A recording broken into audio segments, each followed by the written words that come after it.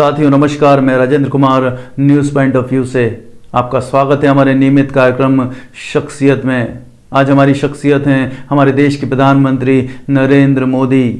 मोदी जी आत्ममुग्ध शख्सियत हैं। वो सिर्फ खुद आकर्षण का केंद्र बने रहना चाहते हैं, इसलिए तो वो अपनी पत्नी के साथ नहीं रहते, क्योंकि जो व्यक्ति कैमरे के फ्रेम में किसी दूसरे को आने नहीं देता हो, वो अपनी ज़िंदगी में किसी दूसरे को कैसे बर्दाश्त कर सकता है। मोदी जी इतने आत्ममुग्ध हैं कि वो चाहते हैं कि उनके आसपास सिर्फ पुतले हों।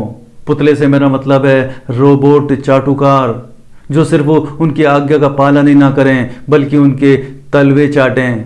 जैसे निर्मला सीतारमण, हरदीप सूरी, अश्विनी वैष्णव, रविशंकर प्रसाद, अनुराग ठाकुर, स्मृति ईरानी। दुख की बात यह है कि इनमें से कुछ पूर्व नौकरशाह हैं। शायद ये मोदी जी की कुंठा को शांत करता हो कि नौकरशाह उनकी लल्लो चप्पू करते हैं। प्रधानमंत्री बनते ही मोदी जी ने आडवाणी जी को और मुरली मनोहर जोशी को अज्ञातवास में भेज दिया। न रहेगा बांस, न बजेगी बांसुरी वाली तर्ज पर। मोदी जी राष्ट्रपति भी ऐसा चाहते हैं जो उनकी इच्छा के बगैर न किसी से मिल सके और ना ही हिल सके। मोदी जी चाहते हैं कि देश में कुछ भी बेहतर हो वो उनके नाम से हो, और जो कुछ भी कमी रह जाए उसको नड्डा जी के नाम कर दो, या नेहरू जी तो हैं ही। मोदी जी इतने आत्ममुग्ध हैं कि जो भी उनके अनुरूप नहीं चलता है वो उनको खरीदने की कोशिश करते हैं, या सीबीआई ईडी के दम पर काबू करने की कोशिश करते हैं, और वो तब भी नहीं मानता है तो उसको जेल में डाल देते हैं। जैसे राहुल गांधी हों, मायावती हों, अनिल देशमुख हों, मनीष सिसोदिया हों, आरबीआई गवर्नर रघुराम राजन हों, चीफ जस्टिस रंजन गोगोई हों, या जस्टिस नज़ीर हों। देश में ऐसे कई विद्रोही काबिल नेता हैं, नौकरशाह हैं, बुद्धिजीवी हैं जो मोदी जी के कोप के शिकार हुए हैं। मोदी जी इतने आत्ममुग्ध हैं कि कोई उनकी झूठी तारीफ भी कर देता है तो वो उसको सेंसर बोर्ड का चेयरमैन बना देते हैं। किसी पाखंडी को राजनीतिक संरक्षण दे देते हैं, किसी जाहिल अभिनेत्री को Z+ की सुरक्षा दे देते हैं, किसी अपराधी को जेल से निकालकर पेरोल पर चुनाव प्रचार करवाने से भी मोदी जी नहीं चूकते, और राजनीतिक फायदे के लिए किसी बलात्कारी को बचाने से भी मोदी जी परहेज नहीं करते।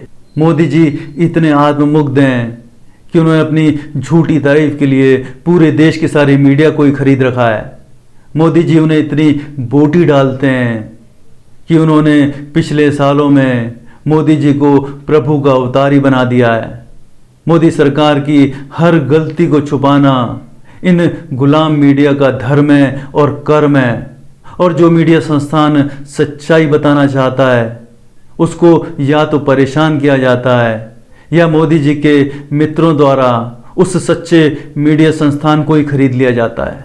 मोदी जी इतने आत्ममुग्ध हैं कि उनका पूरा व्यक्तित्व ही नकली लगता है। उनको अपनी इमेज के अलावा कुछ दिखता ही नहीं है। जहाँ उनको लगता है कि उनके चुप रहने से उनकी झूठी इमेज बनी रहेगी तो वो चुप रहते हैं। वो किसान आंदोलन पर चुप रहे, वो कोरोना से हुई मौतों पर भी चुप्पी साधे रहे, चीन से झड़प हुई, हमारे सैनिक मारे गए, लेकिन मोदी जी के होंठ सिले रहे। नोटबंदी के दौरान बेमौत लोग मारे गए, लेकिन मोदी जी निष्ठुर बने रहे। महिला खिलाड़ियों के यौन उत्पीड़न पर भी मोदी जी के होंठ सिले रहे, और अभी मणिपुर में हो रही हिंसा पर भी ऐसा अभिनय कर रहे हैं जैसे मणिपुर म्यांमार में हो।